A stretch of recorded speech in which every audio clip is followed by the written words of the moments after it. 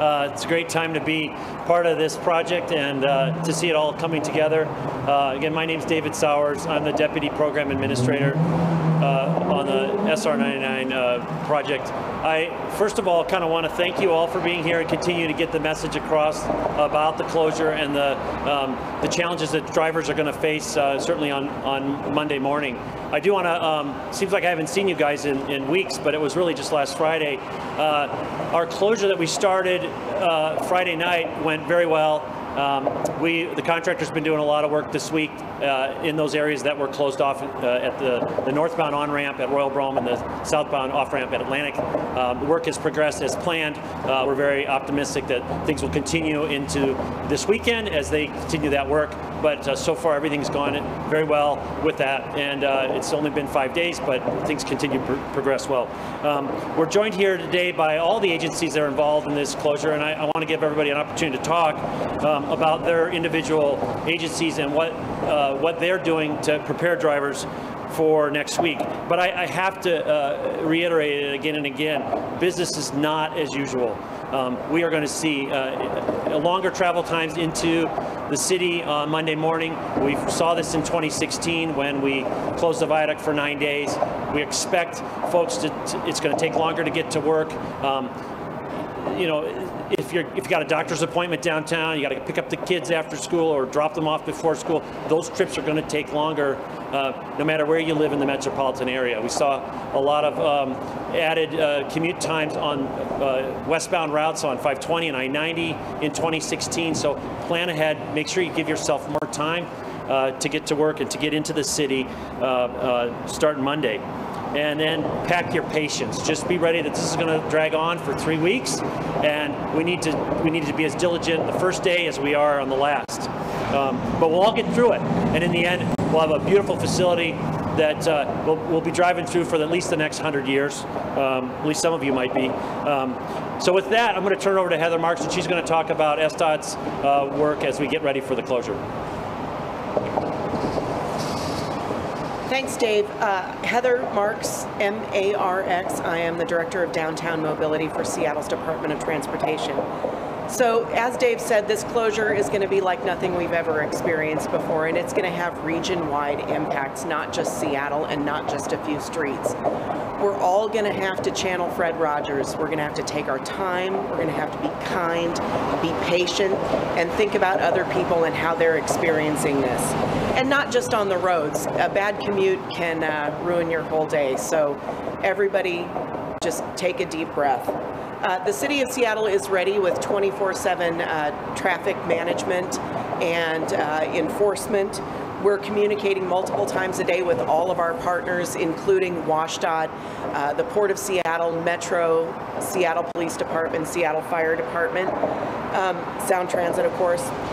In order to make space for emergency vehicles and for transit, we're restricting parking in a number of locations. People should really pay attention to those signs because we're also going to be towing with alacrity. We're pulling back construction projects to make sure that there's maximum room for the traveling public on the right-of-way. Everyone is going to have to change things up a little bit and make a little extra time. For me, I live in West Seattle. This means I'm flexing my schedule a little bit, adding about a half an hour to my commute time. For other people, it's going to mean a little bit different thing. If you have those choices to be flexible, to not drive, to not travel at regular commute times, please take advantage of those choices because there are people who don't have those choices, and we really need to be thinking of ourselves as a community here. We are also encouraging people to travel very carefully. There is nothing that will make a bad traffic day worse faster than a collision. And we, in the City of Seattle, safety is our #1 priority, and we are still looking to that goal of 0 traffic fatalities and serious injuries by 2030. We have lots of resources to help people. Please visit seattle.gov/traffic and sign up for alerts so that you can be in the know. Next, I'd like to turn it over to Assistant Chief Steve Herjak to talk about SPD's response. Thanks, Heather. Hello, everyone. My name is Steve Herjak. That's spelled H-I-R-J-A-K. I'm the Assistant Chief of the Seattle Police Department's Homeland Security and Special Operations Bureau. Where that intersects with this is that under my command is the traffic enforcement and parking enforcement sections. I'd like to ask commuters to please allow extra time, both coming to work and leaving to go home. You're going to expect that we're going to see increased traffic congestion. We're going to do our best to manage the traffic situation. We've worked closely with the Department of Transportation's traffic planners and engineers to find key intersections that are going to be staffed by uniformed police officers working the intersections. We're going to need your cooperation for that. Especially when it comes to things like block the box. We're going to have the officers there to help make sure to get you through the intersections, but it's vitally important that you keep those intersections clear. If you try and make it through that red light, you're just going to block traffic for thousands of other commuters. So please do your best to obey the laws. Along that, we're also going to be doing bus lane enforcement. We've already started that. 3rd Avenue, I have to remind you, the 3rd Avenue is for buses only. We have extra transit taking those roads, so every car that illegally goes into that lane is going to slow down transit for thousands of commuters. So we please request your cooperation. Also, a reminder that we put this out before several times, steer it and clear it. If you're in an accident and you're not hurt and your car can move, please get it out of the road. Use a parking lot or a curb or an emergency lane or a shoulder, whatever you can do to get your car out of the road. If you feel you really need to document the scene, take a quick picture with your phone and then move your car as soon as you can. It's vitally important that those cars get out of the roadway. Most of all, please remember to be patient with your fellow commuters. Everyone's in the same boat together. I am too. I'm a commuter also.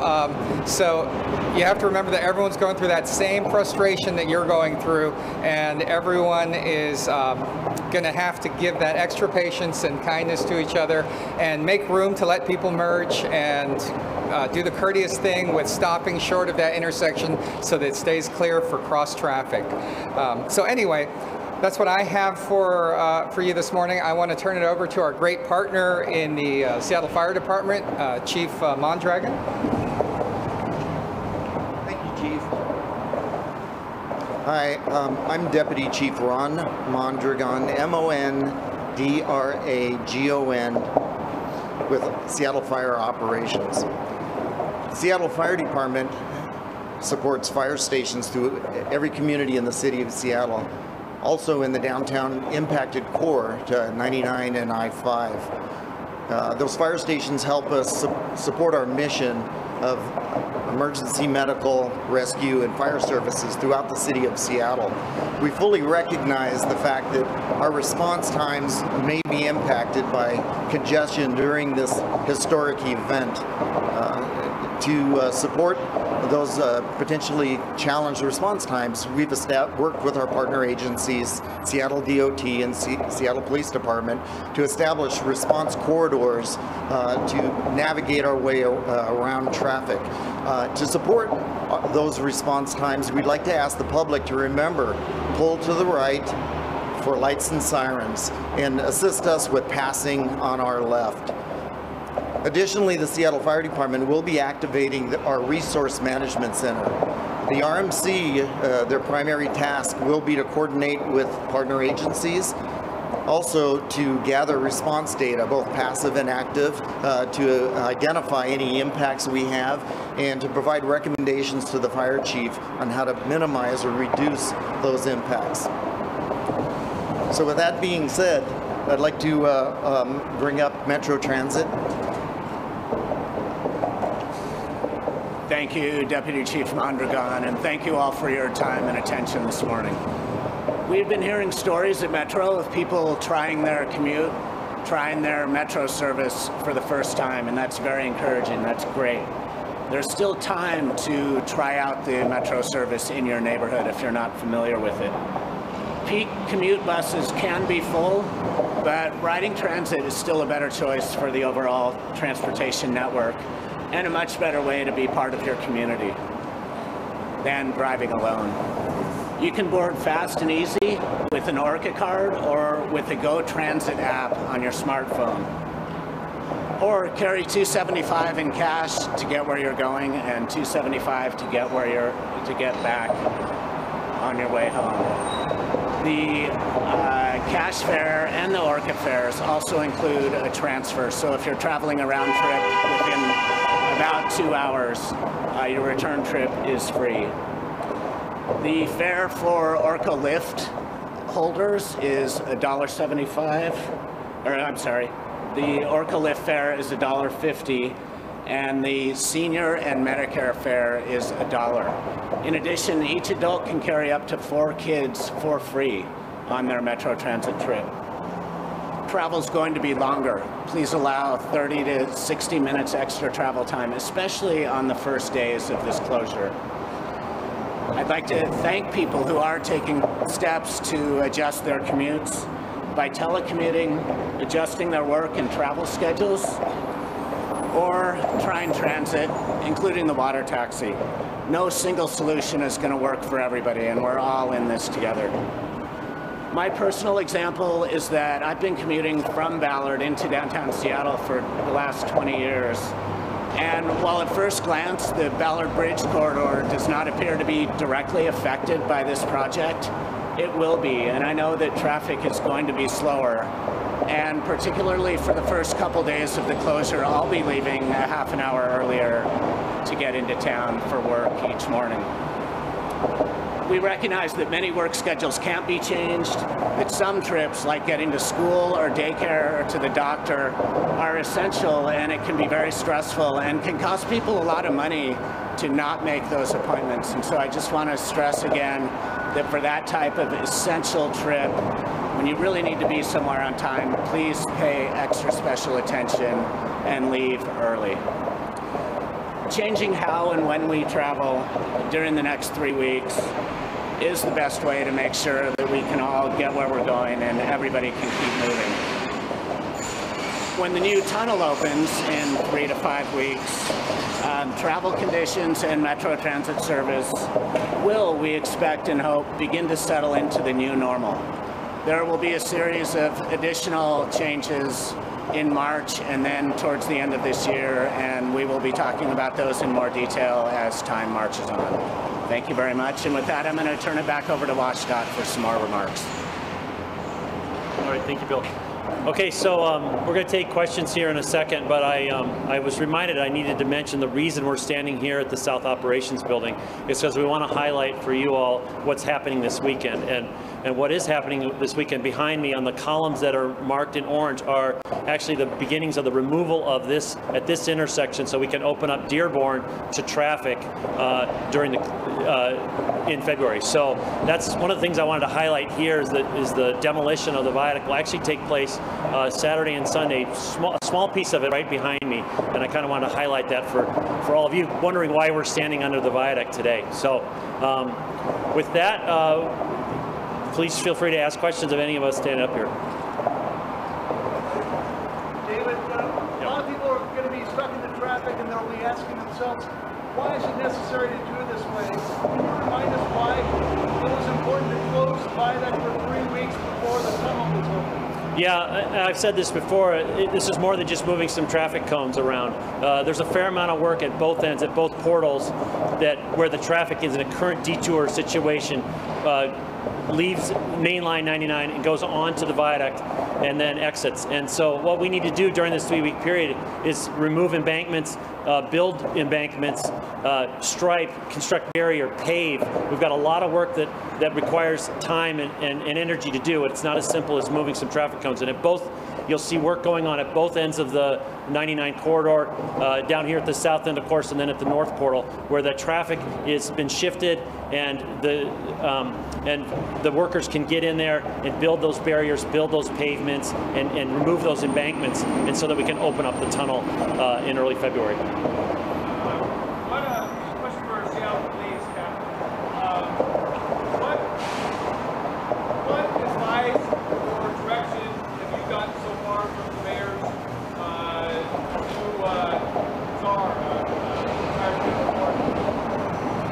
We have ongoing meetings.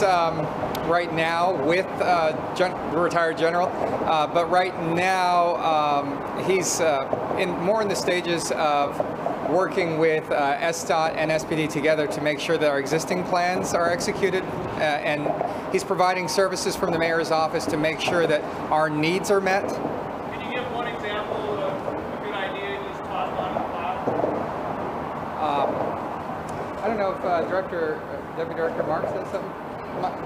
But right now, my personal meetings with him, I know he's met with the Deputy Chief Garth Green, more than me, but I have met with him, and my meetings have been specifically meeting the needs that we need, as opposed to redirecting our plan and our years of planning. He's more facilitating what we need to do interagency-wise. I'll just say that it's invaluable to have that overall coordination across all of the 29 departments of the city.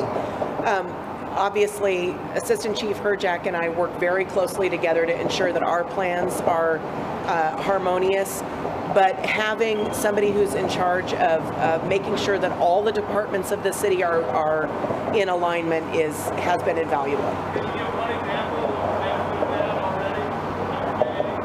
Well, I think that it's clear to see who has sort of the primary involvement: SDOT, Seattle Police Department, Seattle Fire Department, but there are other departments that have an impact on how traffic goes. For example, Seattle Public Utilities. We want to make sure that the phone center, as well as the various operations that they do, are in alignment with our plans.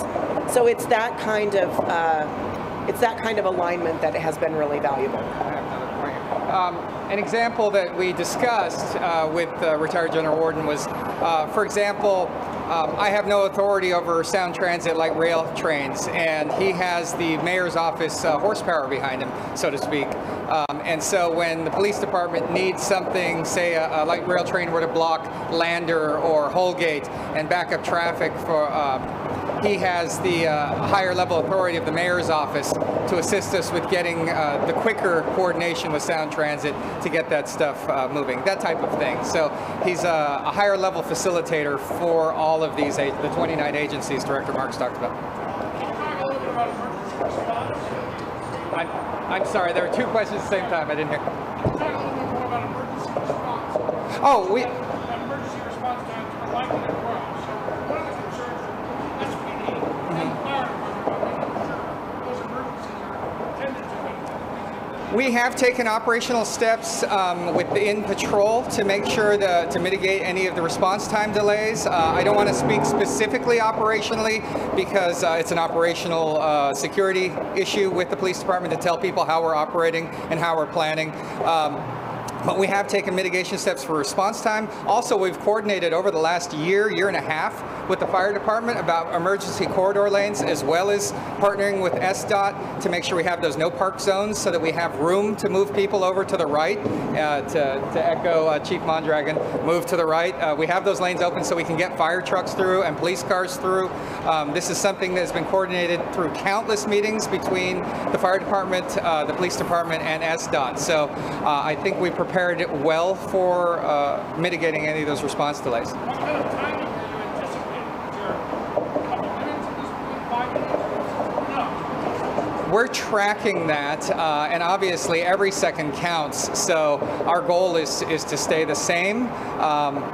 We'll find out next week exactly how the first week's impact is, and we will have a police commander in the Traffic Operations Center working directly with SDOT and the fire department to coordinate what's working and what's not throughout the day so that we can react real time. So it's not like our plan fails or doesn't, works or doesn't work. It's going to be adjusted constantly on the fly. We've prepared for that.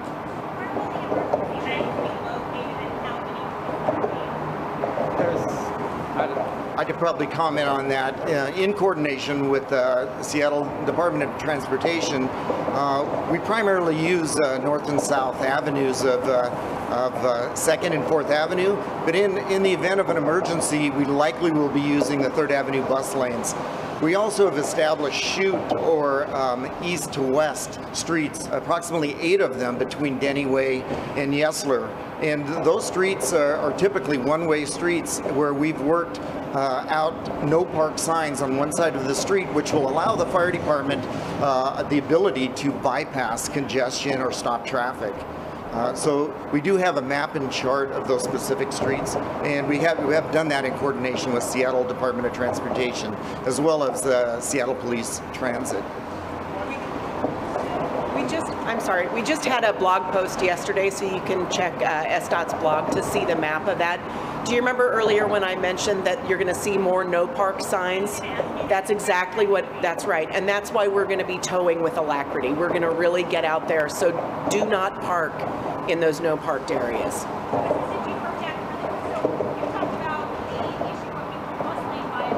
Yes.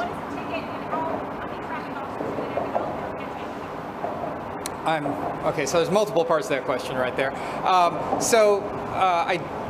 Is the fine $158? Captain Sano could probably. I believe it's a $158 fine for the bus lane violation. We're hammering it right now as we speak. I've already gotten great feedback that they've seen increased enforcement. Metro was commenting that increased enforcement on 3rd Avenue and 4th Avenue where we see frequent violations. And I'm forgetting the other parts of your questions already.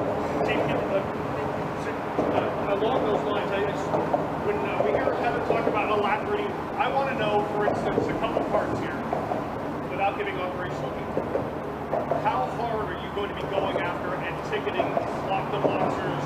Are we going out? We're going to ticket buses that block the blocks? Are we going to ticket pedestrians that go across the lake to prevent people from turning? I mean, how aggressive are you going to be?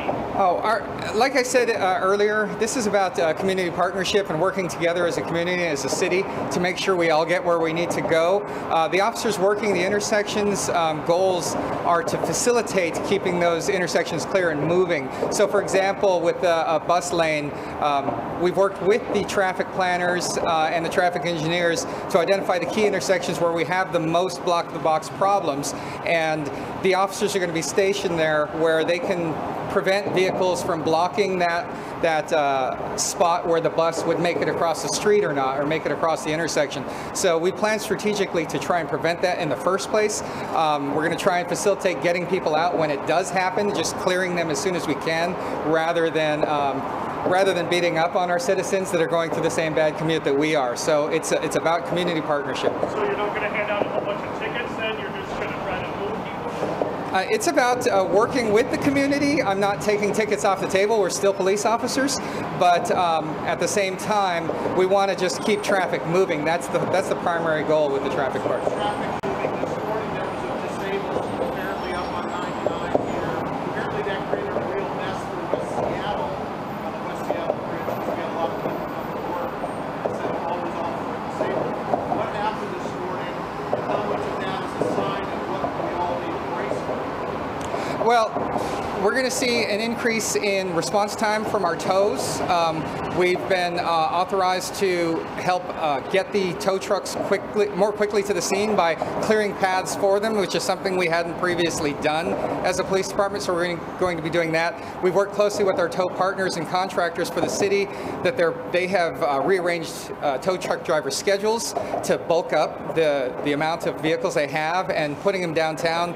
In fact, in order to increase their response time, to reduce that starting next week, they've set up an auxiliary lot that's closer to downtown, so a truck isn't out of service as long. So we've taken a lot of steps to make sure we can clean that up. That stuff hasn't gone into effect yet this week, so I wouldn't count today's incident as an indicator of what it's going to be like next week. Of course, none of us here really know what it's going to be like next week.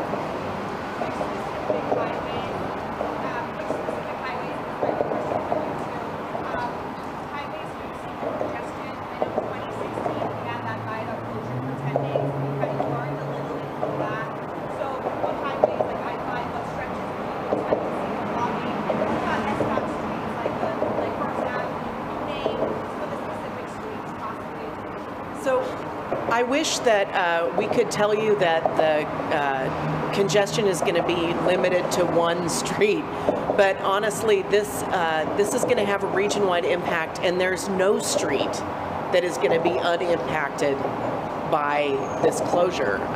We expect to see lots of backups in Soto, obviously the center city, and in South Lake Union. That's where everybody's coming into town for work or other things. But I would not say that there's going to be a particular street that's going to not experience the congestion that we know is coming. There are a lot of things that we learned in 2016 that we're implementing this time around, a long list. And in fact, if you look at the list of things that we're doing, many of those things were informed by what happened in 2016. The main thing that we learned from 2016 is that the commute period, the peak period, is going to get longer, and your travel times in that commute period will also be longer. WSDOT has a helpful graphic, I think, that they can send you.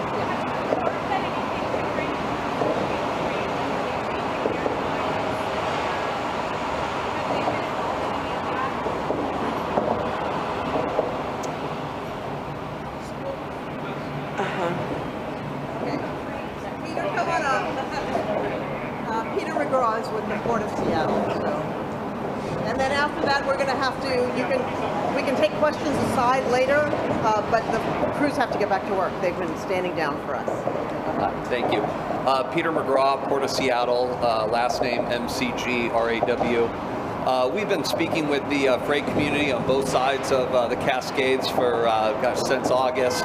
We've been letting truckers know to speak with their dispatchers, keep their apps up to date, look at all the current traffic information. We've been telling port employees, if possible, get out of your car, take public transportation. We've opened gate hours a little earlier at T46, right over there. And we are going to be monitoring the situation and making adjustments as necessary. Thank you all. Just a quick thing. I noticed that the Rhine truck has moved in. They're responsible for the demolition of the piece of the viaduct. Just to be clear, it's a different contract than the viaduct demolition. It's not the same folks. And if you want to see what the intersection is, what it will look like when we open up in 3 or 4 weeks, we'll show you that. So thank you all for coming. Everybody's available to take your questions on the side if you wish, and I'm going to let the crews get back to work. Thank you.